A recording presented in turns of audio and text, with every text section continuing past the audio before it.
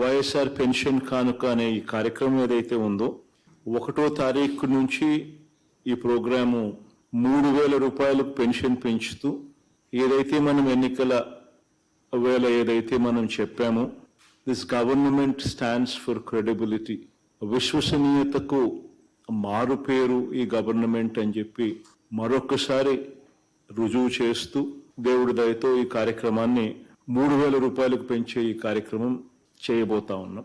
ఇందులో ఈ కార్యక్రమం 1వ తారీఖున స్టార్ట్ అవుతుంది. 8వ తారీఖు దాకా ఈ కార్యక్రమం జరుగుతుంది.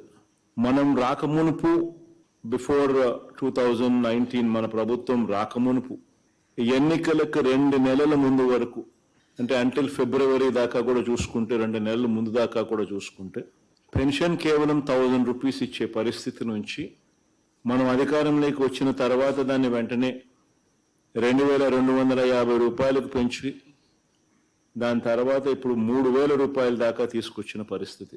మనం అధికారంలోకి రాకమునుపు పెన్షన్ అమౌంట్ నెలకు 400 కోట్ల రూపాయలు యావరేజ్గా వస్తూ ఉన్న పరిస్థితి ఉంటే ఈరోజు నెలకు 1,950 కోట్ల రూపాయలు నెలకు ఖర్చు చేసే పరిస్థితి.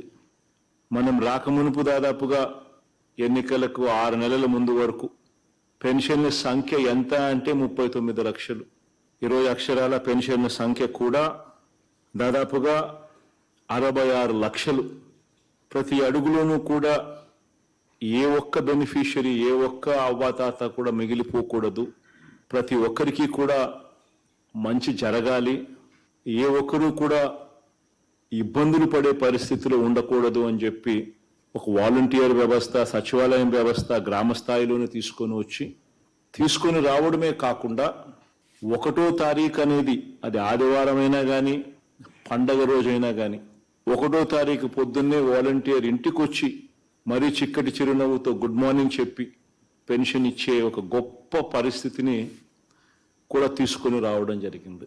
ఈ పరిస్థితిని, ఈ మార్పును ఏదైతే మనం తీసుకొని రాగలిగామో ఈ మార్పును మనం ఈ 4.5 సంవత్సరాల కాలంలో ఏ రకంగా ఈ మార్పు తీసుకొని రాగలిగాము, ఏ రకంగా మనం ఇంత మంచి చేయగలిగినాము, ఎలా చేయగలిగినాము, ఏ మేరకు చేస్తా ఉన్నాము అన్నది ప్రతి గడపలోనూ కూడా తీసుకొని పోయే కార్యక్రమం చేయాలి.